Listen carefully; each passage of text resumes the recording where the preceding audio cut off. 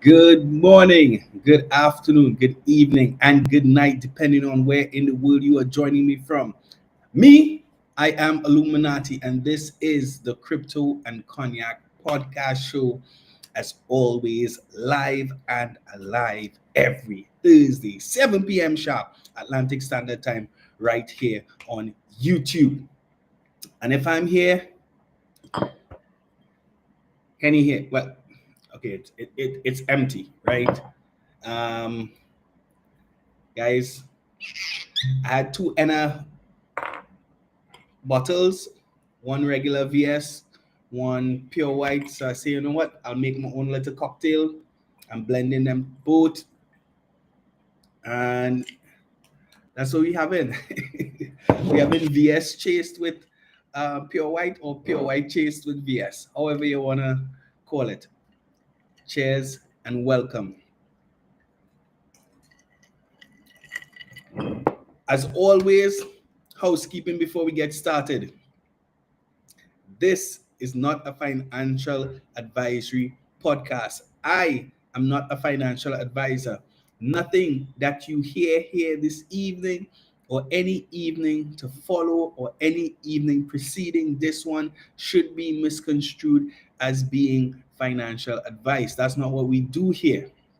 It's the same way we have our cognac. It's the same way we have our crypto conversations. It's all about the ICE rule, information, conversation, education, a little bit of entertainment thrown in there, right? So what are we talking about this evening? This evening, and you know, it's the universe is a crazy place. So this evening we are talking about Coinbase, right?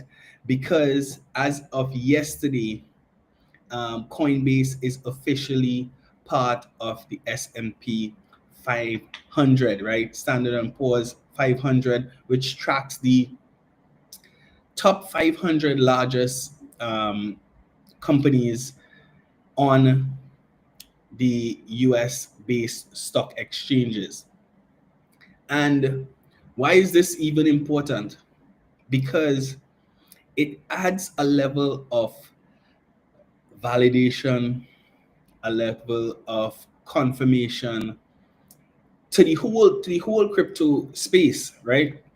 They are the first crypto company to be included on the S&P 500, and I think as a result of that, it's something that all of us here in the crypto space, whether you like centralized exchanges or not, whether you like Coinbase or not, whether or not they are your preferred exchange to use, I think any step forward for one of us should be applauded by all of us. So hats off to Brian Armstrong and his team and the whole Coinbase team for continuing to push this crazy cryptic world of cryptocurrency forward, decrypting it for all of those standing on the sidelines.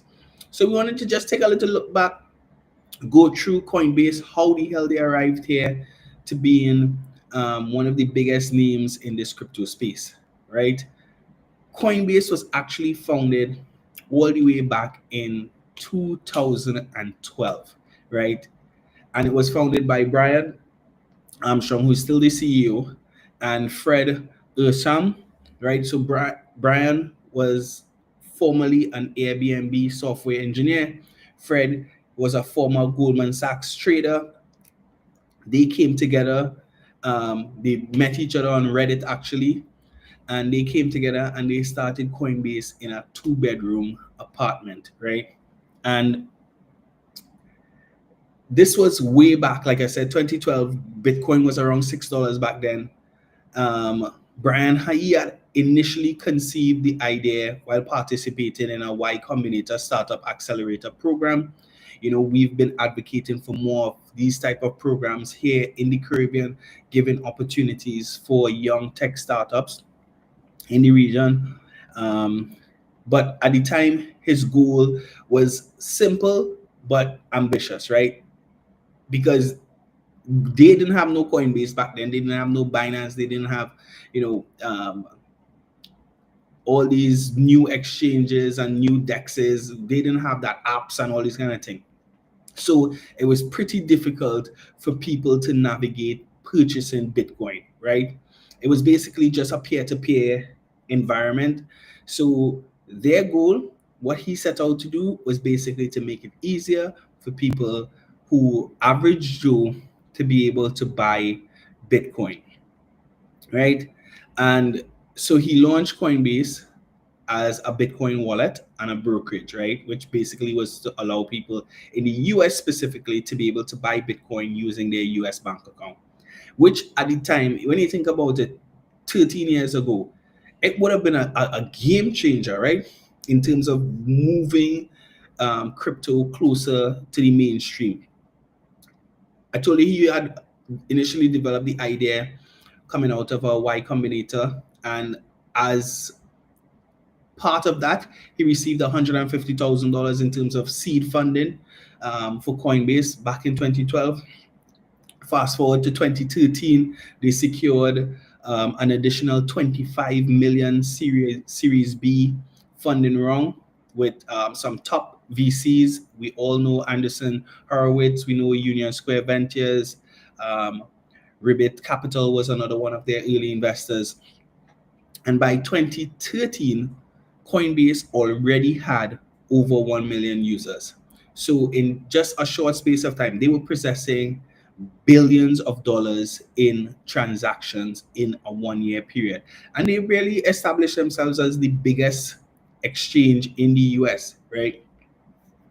From their starting, they took the part that they were going to become a regulatory friendly company, right? Which has been different to a lot of the other organizations, companies, institutions, groups in the crypto space. And initially they were kind of frowned upon, right? Because people thought that they were trying to make crypto into the same thing that they were trying to get away from, which was the traditional financial system. But they felt like this was going to be a strategic step in terms of their ability to grow. From very, very early on, they registered for a money services business license.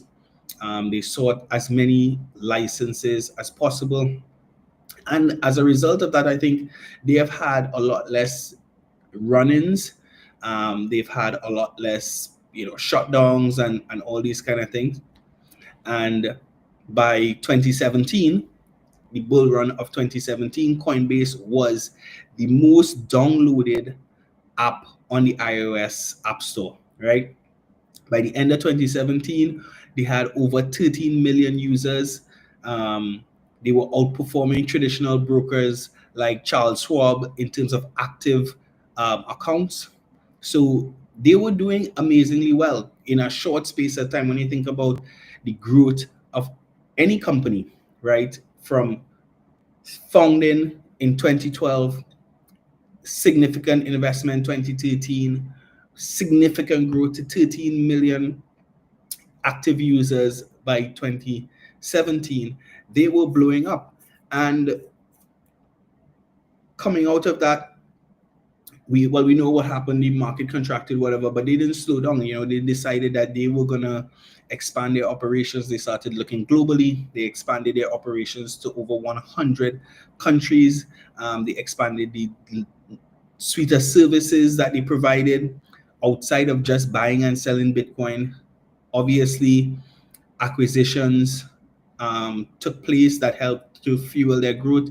They purchased Tagomi in 2020, which was a prime brokerage firm by Centralized and Skew, which was an infrastructure and data analytics service. They purchased that in 2021. In 2021, they also purchased Agara, which is an AI-powered support platform that was based in India. So that helped them boost their customer service capabilities. Maybe outsourcing things we've seen just this week how that has come back to kind of bite them, but we're gonna press forward. All of this was happening and really fueling the continued growth of Coinbase. They started expanding their services to take on more an institutional clientele. So they introduced Coinbase Custody, they introduced Coinbase Prime, they introduced Coinbase Analytics to serve hedge funds, banks, and even government agencies were utilizing some of these services. And Coinbase became the first crypto company to partner directly with the US government, providing blockchain analytics services to the IRS. Now, some of you might say they were snitching, right? But I think, like we say, there's no raw growth. All of these things have, added on top of each other to be able to get us to where the market is right now. Coinbase went a step further. In 2021, they became the first publicly traded crypto exchange when they launched on the NASDAQ under the ticker COIN. Their valuation in the first day was over $100 billion, and it was the biggest tech listing in history, right? So for where crypto was at that point in time, being just a decade old, for that to be the largest tech listing ever, I mean, it was a huge deal. And it was, like I said, it was a huge deal because they became the first crypto company to become publicly traded. It put the eyes of Wall Street, it put the eyes of the traditional financial space even more so on the crypto space. And I think that has had a tremendous impact on what we see now in terms of institutional adoption, with people like MicroStrategy and all these people. But I think a big part of that continued validation had to do with how they started off, their decision that they were going to take the route of being as regulatory compliant as possible. Of course, it didn't always work out, despite their registering for FinCEN, having bit licenses, and having a pretty robust compliance framework. Somebody like myself who comes from the financial services industry, we understand what it takes to operate in a high regulated field, and they try to do that. Like I said, it hasn't always been squeaky clean. They had some run-ins with the New York regulators. I think they had a $100 million settlement for certain things. They've had their share of controversies, and most recently as this week, Brian came forward and admitted to the fact that Coinbase had experienced a social engineering hack, or well, more so their clients had experienced some social engineering hacks, all stemming from the fact that some of their support agents overseas had been compromised. They took bribes, they leaked customer data. This customer data was then used to engineer social engineering hacks. And it's reported that annually, maybe $300 million is lost to Coinbase by Coinbase users from social engineering scams. Like we always tell you guys, be safe. If you have questions, don't hit that link. Actually, matter of fact, don't ever hit links that come from strange numbers, strange people. Double verify, even if it comes from a Coinbase or a Binance or whoever, right? Double check it. Go into your app. Go into log in from a separate browser to see if the information that is there is really valid. Don't click links that you get sent via emails and stuff like that. Because even when you're dealing with centralized exchanges, even when you're dealing with customer service backed entities, we have to appreciate that we are very, very early days in this crypto space. It still is somewhat of the wild, wild west. We're getting there drip by drip, but the fact is that you still have to protect yourself. The good thing about crypto is that you can be your own bank. One of the most challenging things about crypto is that you can be your own bank. So as always, be careful out there. Coinbase indicated that they received a request for a $20 million ransom. They said they are not paying it.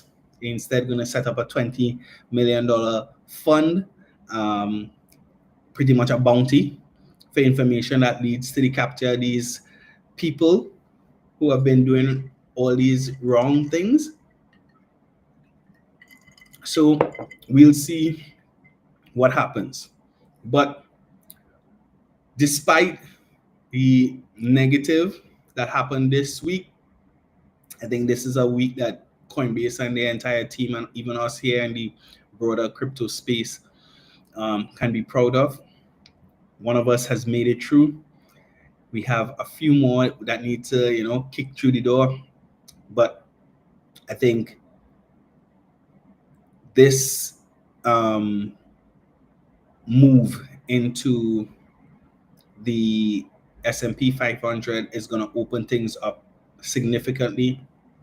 Now, all these hedge funds, all these ETFs that invest in the S&P 500, all these pension funds, 401ks, they are going to be required to hold the shares of companies in the S&P 500, which means that we're going to see a lot more people have exposure to a crypto specifically related company. So it just broadens the level of eyes. Yes, that is going to come with a greater level of scrutiny at times, but we are not strangers to scrutiny. Like, it's all we've been enduring for the last 15, 16 years.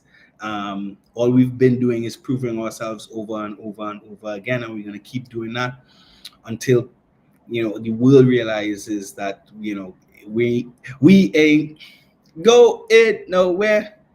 We can't be. I shouldn't be singing no Diddy songs, right? Because Diddy ain't going nowhere right now. But yeah, so celebration.